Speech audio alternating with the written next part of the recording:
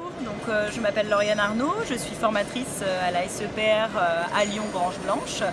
et voilà, je suis formatrice dans les travaux pratiques concernant des formations qui forment des jeunes à devenir fleuristes, donc sur un système qui est l'alternance et l'apprentissage. À cette école nous formons des CAP, la possibilité d'exercer en CAP en 1 an si déjà la personne a un diplôme supérieur, ou la possibilité d'accéder à un CAP en 2 ans, mais directement après la 3e, donc une fois les années de collège terminées. Ensuite, vous avez la possibilité de continuer avec le BP, donc brevet professionnel cette fois-ci, qui est d'un niveau bac, dans lequel voilà, on va vraiment aborder des choses beaucoup plus créatives, parce que le CAP en amont, lui, permet vraiment d'acquérir les bases du métier. Donc c'est un métier qui est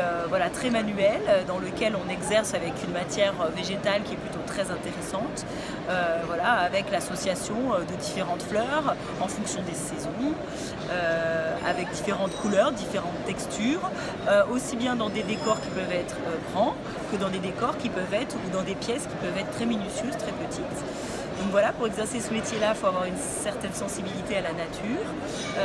être quand même très créatif et manuel, voilà, faire déjà peut-être pas mal de choses avec ses mains, et puis être passionné de ce métier, je pense. Au niveau de la tranche d'âge, alors nous, dans les métiers de l'apprentissage,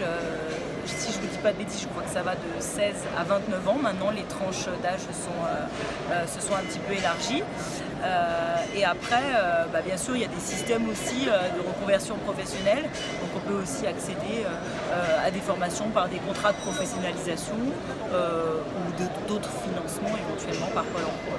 Le site de la SEPR, qui est un gros campus situé à Grange Blanche, a un site internet par le biais duquel vous pouvez vraiment avoir accès aux portes ouvertes de l'établissement pour venir nous rencontrer directement, ou avoir accès à différents renseignements en appelant directement